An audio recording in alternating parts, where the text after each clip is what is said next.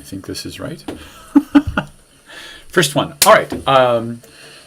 Number 53. Mediumship is the impulse to convey. Is this happening? Okay. But I don't want to hear myself, so let's do this. I think this is right. Okay, starting over. Number 53. Mediumship is the impulse to convey. That is the title of this video.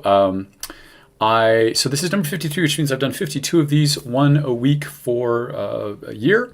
And this starts the new year, so I thought I would live stream this one to do something different. So, and also in live streaming, if you could like or subscribe or comment below, that helps more people see these videos because of YouTube algorithms. So, yawning or tapping your foot to music is an impulse that you follow, right?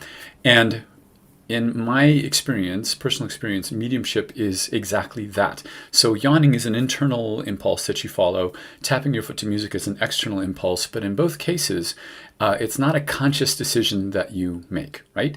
It's something that something that you follow. You don't think to yourself, I haven't yawned in 11 hours. I think now I'll yawn. You just do it.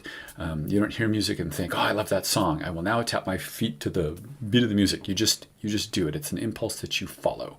So mediumship for me is exactly that. It's like the music thing. It's an impulse. It's an exterior impulse, and I follow it where it goes. So it's not coming from me. That's how I know it's not coming from me is because it's that kind of external impulse. So number 53, first of a second year of these, is a great time to reiterate that mediumship is not magic. It is not a special power. In my opinion, it is an inherent part of being alive. It's something that anybody can do. And it's something that we all filter out because it's always there for us, present right from the moment of birth. So when I connect with somebody, they might show me someone. I'll use my friend Mark as an example because Mark is deceased and he's not going to complain if I say things about him. So they'll show me, for example, my friend Mark. I'll know I'm connected with someone. And if my client doesn't understand the name Mark connected to whoever I'm talking to, I'll start narrating whatever I usually think about when I think about my friend Mark. I'm narrating what I know to be true about that person. So I would say in this case, very funny, very extroverted, married but no kids, terrible with money. That doesn't feel right to say. It was true about Mark, but it feels wrong about this person I'm connected to. And so I'll just narrate what I know about a living individual, and it's correct for the person I'm connected with. And then when it feels wrong, if I haven't said it yet, it feels like when you would be embarrassed to say something or when it would be a little bit rude to say something. That's what it feels like. If I've just said it and I catch myself, it feels sticky. So when I'm speaking, it feels like this smooth flow of words. But then when I say, in this example, like, Andy was terrible with money, it feels like it kind of sticks. And I know I shouldn't have said that. So that's what that feels like when it's not quite right. And Mark, for example, my friend Mark was a peer to me, and it would turn out that the person I'm connected with was the brother, for example, of my client. That's how readings typically go for me. But then after a while, I start to feel things from their perspective, from the perspective of the person I'm connected with. So I know, for example, speaking from their perspective, if I have time to contemplate my own passing, I know that I'm going to pass. That's always been illness as opposed to an abrupt passing.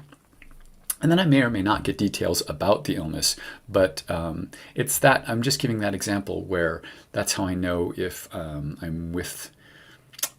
It's those kinds of things that I get where I start to see and hear and feel things from their perspective as they felt them or experienced them.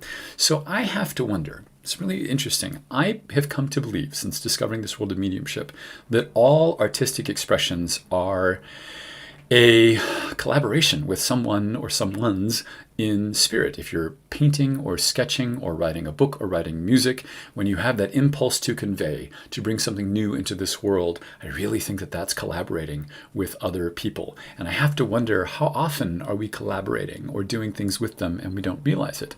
So something that's happened a few times for me when I have clients is that, like, I recently had someone where I was with her husband and I said, were you rifling through a drawer or files and found a picture of him, like where it wouldn't normally have been or where you wouldn't expect it to be?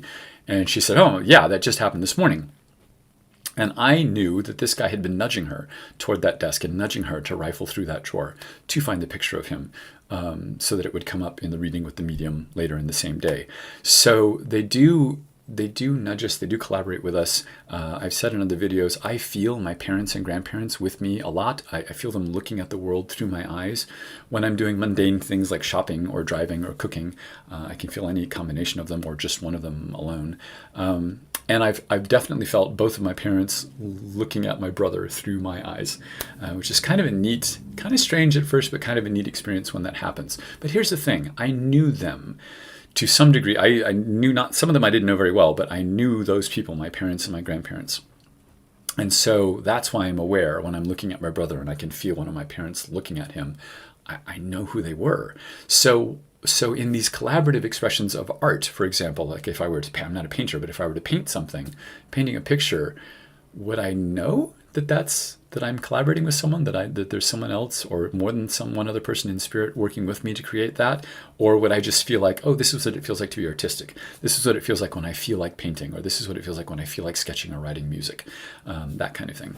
Anyway, when you follow an impulse to bring something new into the world, that is mediumship, and I think artistic expression is a form of mediumship. So what I want to say is, if you are developing as a medium, you know your medium, you're in early development.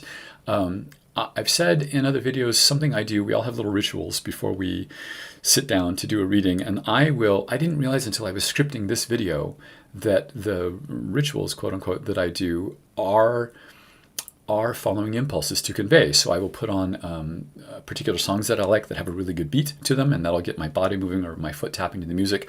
I'll watch YouTube videos, funny outtake videos that make me laugh spontaneously. And those are, again, following an impulse. And I've realized in creating this video that what I do to prepare for a reading could be viewed in this way, and now I do view it this way. It's like priming the pump to follow impulses, and the pump being my body. I'm priming the pump to follow impulses to convey information. So that's a big part of mediumship. Anyway, that's what I have to say on that subject. These videos are intentionally short so that people will watch them, so that they will be engaging. Next week, I'm going to talk about how when you're connected with someone, when you're engaged in mediumship, they're trying to get you to say something. And for me, something I haven't heard other people talk about is often that's a sound-alike thing. It's not exactly the right thing, but it sounds like it. So the one example I give in this video is I kept getting Robin Williams, the actor Robin Williams, as a reference in my reading for someone. And Robin Williams over and over again. And the sitter laughed and said, the person you're connected with, his dad was named Robert Williams. So that kind of thing, where it's a sounds like. But they're definitely trying to get you to say stuff. And it's interesting how that happens. So that's what I'm going to talk about. Until then, thank you for watching this video. Thank you for watching the last year and the year coming up. Again, like, subscribe, comment below. Doing those things helps other people see these videos. And thanks. See you next week.